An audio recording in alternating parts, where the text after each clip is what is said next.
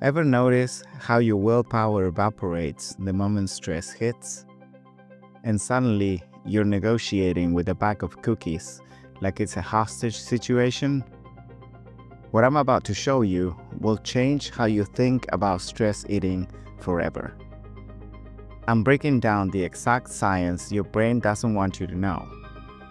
Why you're haywire to crave sugar when stressed, the hidden sugars sabotaging your health, and the real tricks that work. This is evidence-based insight you won't find anywhere else. Welcome to our channel. Imagine this. It's 9 p.m., stress from work is simmering, and you're in the kitchen, hunting for something sweet. Sound familiar? That's not weakness.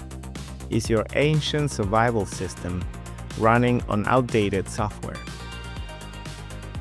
Here's what the neuroscience research actually shows. When you're stressed, cortisol doesn't just make you hungry.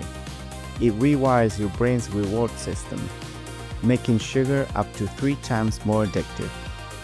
Most people never hear about this. And just to make things interesting, cortisol calls in ghrelin, the hunger hormone. So now you're not just craving sugar, you're actually hungrier. It's like your hormones are throwing a sugar rave, and your willpower didn't get the invite. But here's where things get sneaky. Even your healthy habits can backfire. Adding sugar or honey to your green tea, sprinkling maple syrup on your oatmeal. Here's the science. Sugar doesn't just add calories, it hijacks the health benefits.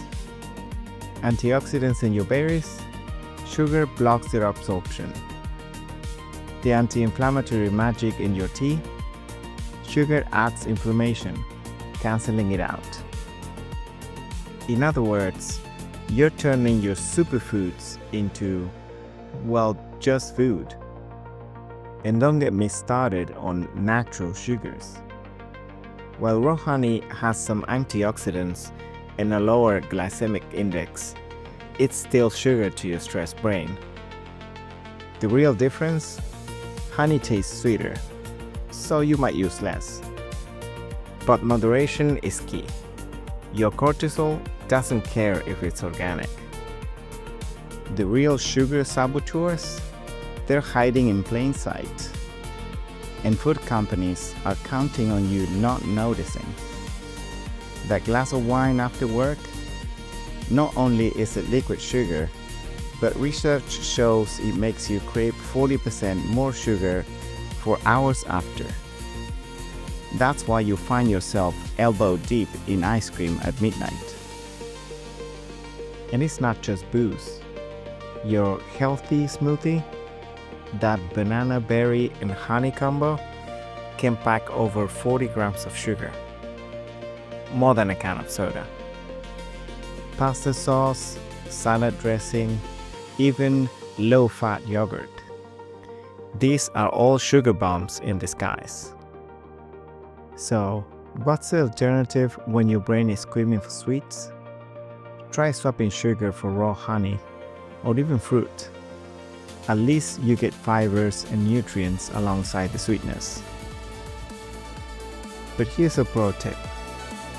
Before you grab a snack, pause and take 5 slow, deep breaths. There's a technique called box breathing that can actually lower cortisol in under a minute. I've tried it, and it works.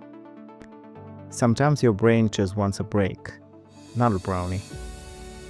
But the real secret is not about fighting your cravings. It's about understanding them. You're not broken.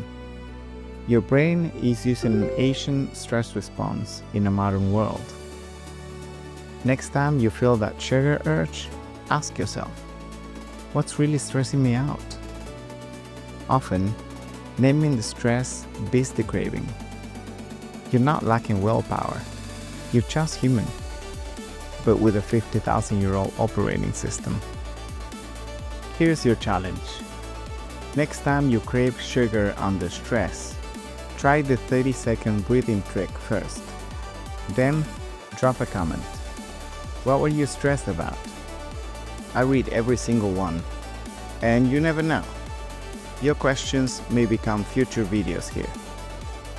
If this just saved you from a late-night cookie negotiation, click that like button.